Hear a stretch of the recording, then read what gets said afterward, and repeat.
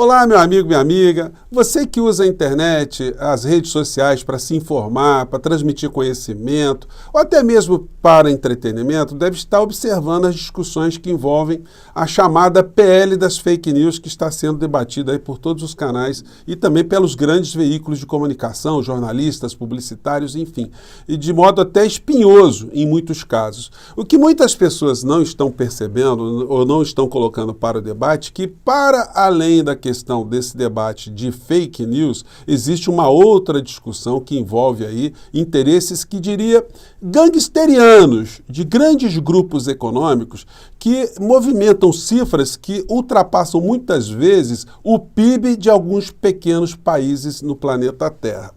Mas o que é que isso terá de efeito final na sociedade brasileira? As discussões estão sendo apresentadas pelos grandes atores, estão obedecendo princípios éticos, princípios republicanos, estão de fato preocupados em avançar com o processo civilizatório aqui no nosso país e preservar as coisas boas que a sociedade brasileira ainda possui? Pois bem, vou conversar com vocês sobre essas questões.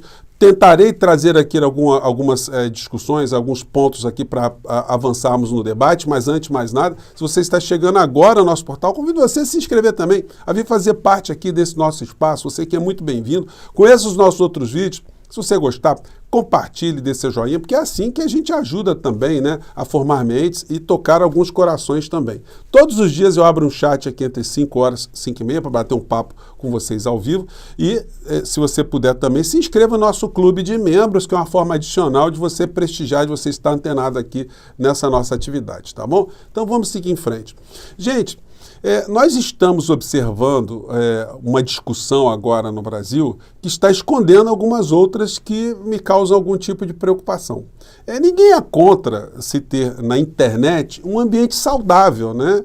Foi para isso que as pessoas que idealizaram essa ferramenta para a humanidade pensaram. Eles pensaram em termos uma ferramenta de transmissão de conhecimento veloz, de ciência, de cultura, de evolução da espécie humana, da sociedade, de disseminação da paz, de disseminação de princípios civilizatórios, direitos humanos. Essa foi a principal ideia das pessoas que começaram a gestar a internet.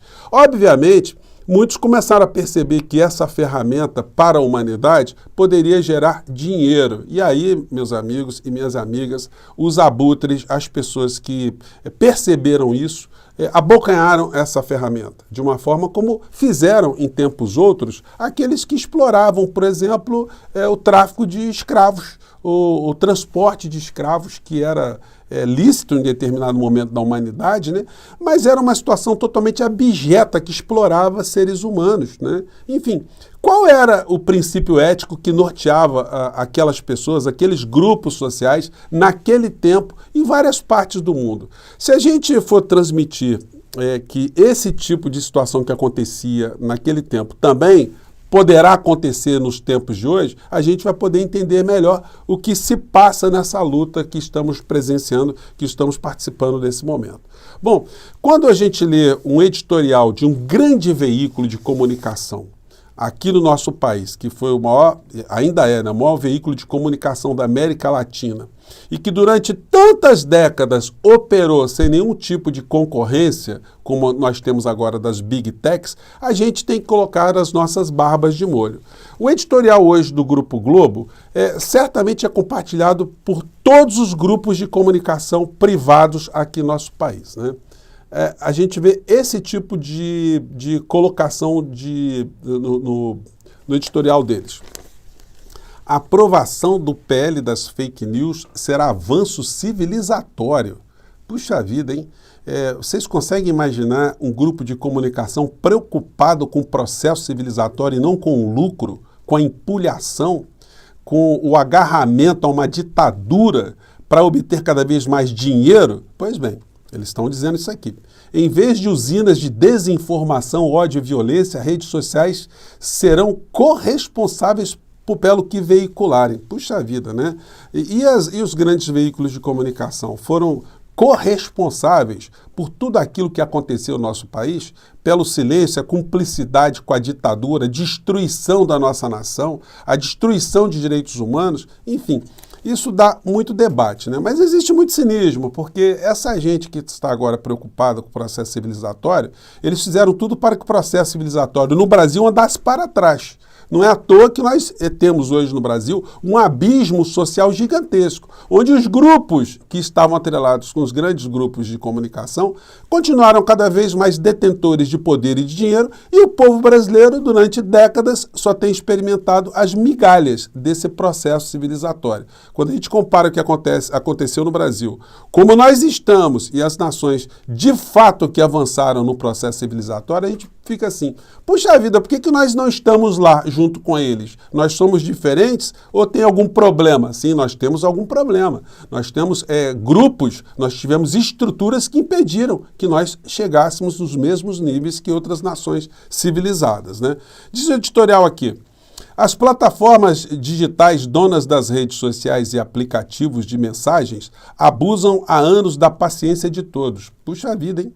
Cúmplices permitiram a proliferação de ódio e desinformação afetando diferentes esferas, dos direitos humanos à saúde pública, da segurança nas escolas à democracia.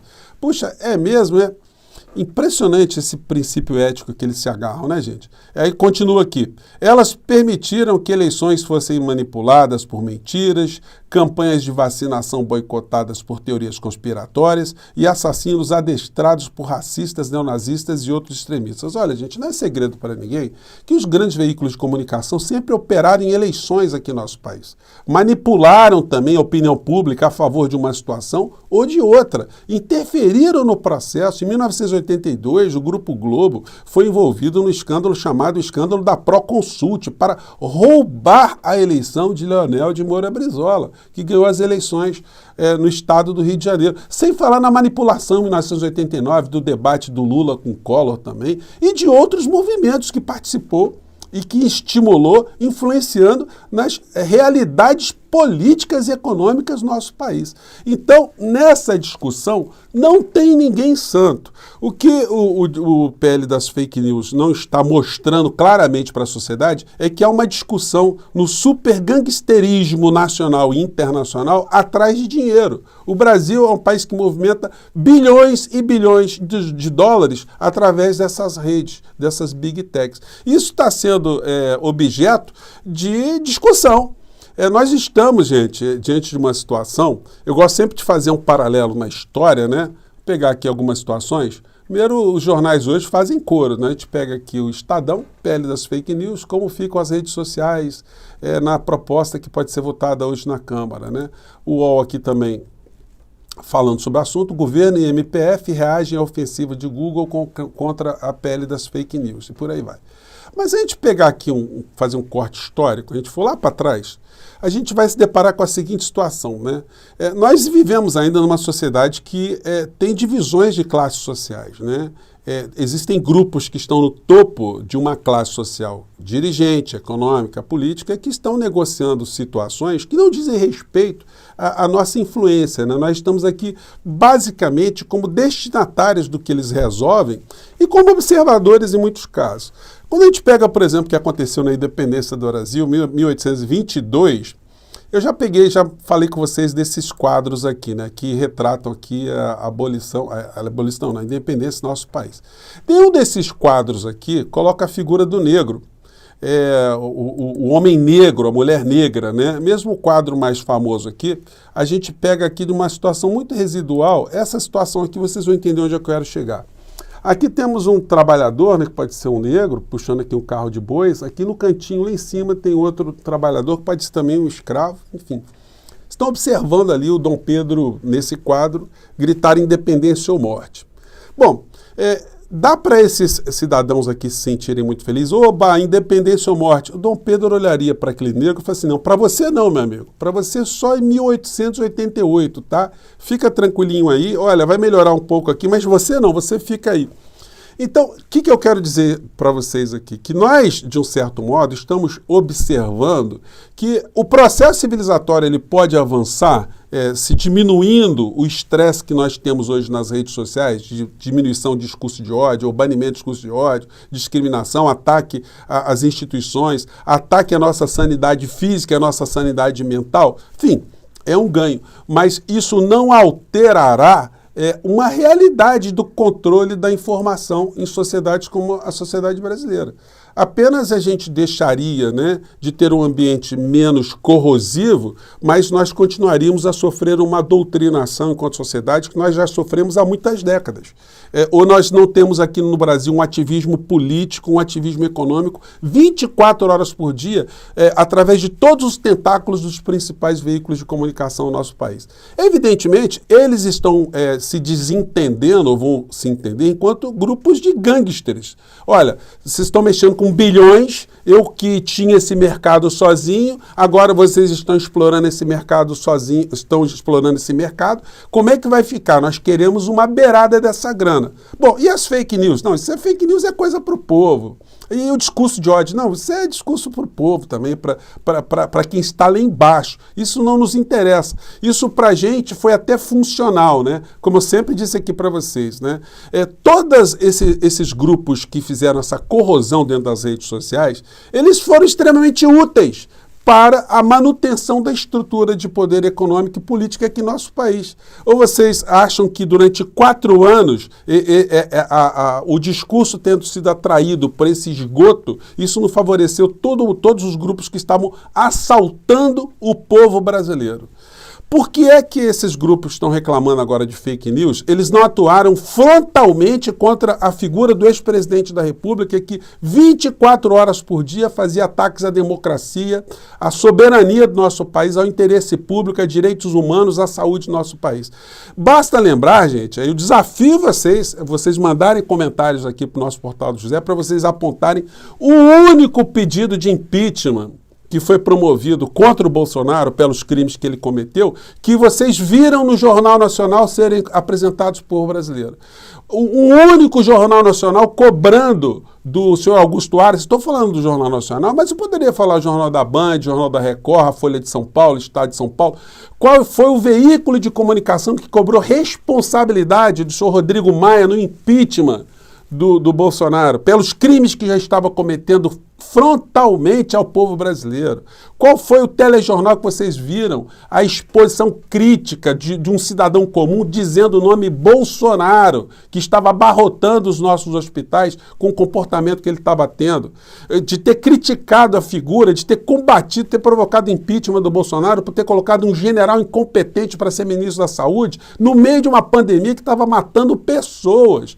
Então, eles vêm falar agora em fake news, eles que ajudaram o nosso país a ficar numa ditadura durante tantos anos aqui no nosso país, porque, observem bem, gente, a ditadura foi absolutamente vantajosa para esses grupos. O Grupo Globo ganhou dinheiro como nunca se viu na história da humanidade. Um grupo que saiu de um empresário que veio de Niterói para o Rio de Janeiro com uma mala, com uma mão na frente e outra mão atrás, e de repente transformou um mega grupo cheio de filhos bilionários, como é o caso de hoje. Então eles estão preocupados com o processo civilizatório, eles estão preocupados com a programação que instrua o povo brasileiro, que tire o povo brasileiro do atraso. O Big Brother é que não me deixa mentir. Ou vocês acham que isso é uma ferramenta de despertar consciências críticas aqui no nosso país? O telejornalismo é independente, a cobertura política é independente, ela é saudável, ela é democrática, elas visam avançar com o processo civilizatório aqui no nosso país. Então, gente, nós estamos diante de uma grande discussão repleta de hipocrisias.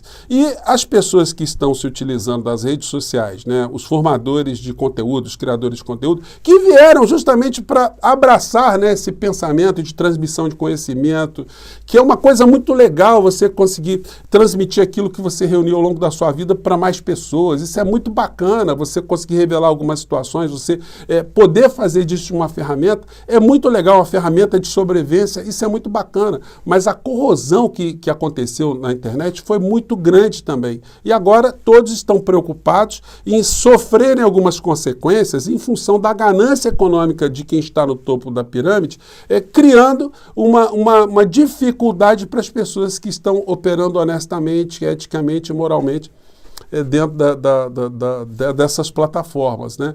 Então, finalizando, objetivamente nós temos a discussão do PL das fake news no Congresso Nacional e se for retirado o artigo 32 que cuida da grana dos grupos gangsterianos, a gente evolui um pouco, a gente vai continuar olhando para o Dom Pedro I, dizer assim, Dom Pedro I, olha, legal, hein? A independência aconteceu, pô, agora vamos avançar, tá? Vamos avançar, eu não quero ficar aqui na condição de escravo, não. A gente melhorou o ambiente, mas vamos evoluir, vamos caminhar para frente. Então, para isso vai ser necessário se tirar pelo menos o artigo 32 da PL das fake news, para a gente ter um ambiente minimamente saudável aqui no nosso país, né? Gente, eu fico por aqui, mais tarde eu volto com vocês, hoje foi um papo especial diferente, tá bom? Grande abraço, tchau.